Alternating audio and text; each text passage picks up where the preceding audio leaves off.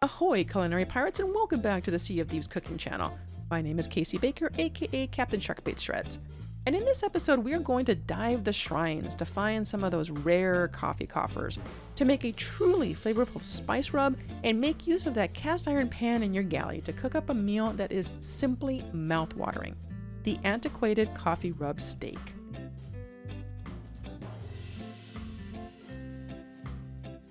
This dish comes from Plunder Outpost, where Tanya finally put Eduardo over at the Pirate Emporium to the ultimate test.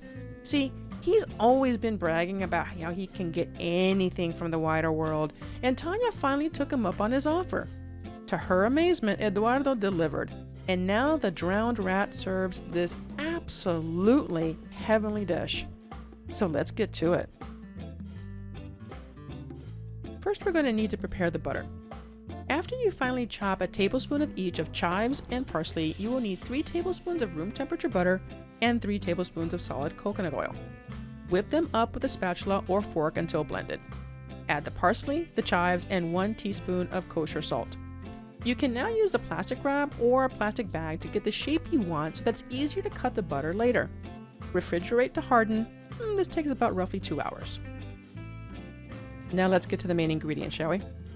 You're going to need 2 teaspoons of kosher salt or flaky sea salt, 1 teaspoon of chipotle chili powder, 4 teaspoons of dark brown sugar, 1 tablespoon of sweet paprika, 2 teaspoons of dried oregano, 1 teaspoon of freshly ground black pepper, 1.5 teaspoons of ground coriander, 1 teaspoon of onion powder, 1 teaspoon of ground ginger, 2 tablespoons of finely ground coffee beans like the ones you found in the shrines, and of course, 2 16-ounce, 1-inch thick prime beef steaks.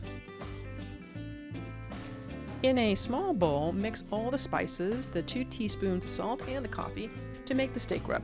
There will be extra, so once you're done with these, you can save the rest in an airtight container for another time. Now, let's talk steaks. You don't have to break the bank when it comes to good steak.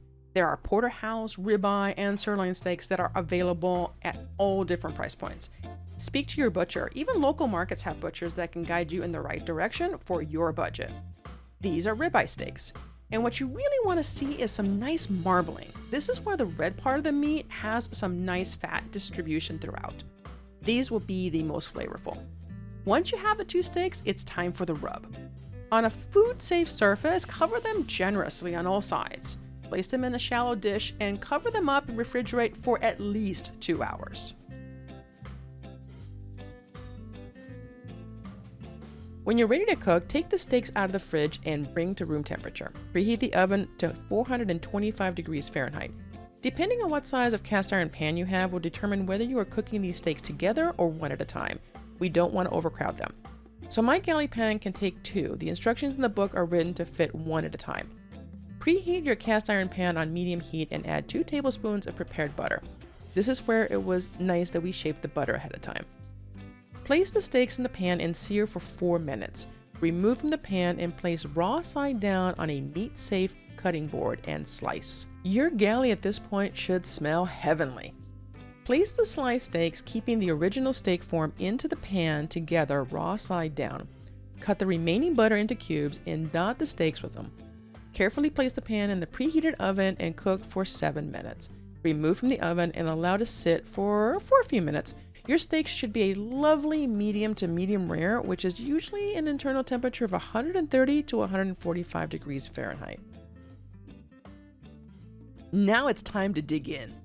The aroma in my galley right now is outrageous. This steak is so flavorful, tender, and dare I say worthy of parting with some of that hoarded gold. Serve your steaks with some Marauders mash for a nice balance. Thank you for watching. If you enjoyed this episode, please make sure to hit the subscribe button below and the ship's bell so you get notified of upcoming videos. Don't forget to check out the Sea of Thieves cookbook. The link is in the description below. Until next time, keep those tankards full and drop in to say hi on Twitch at Gato Pub. Cheers!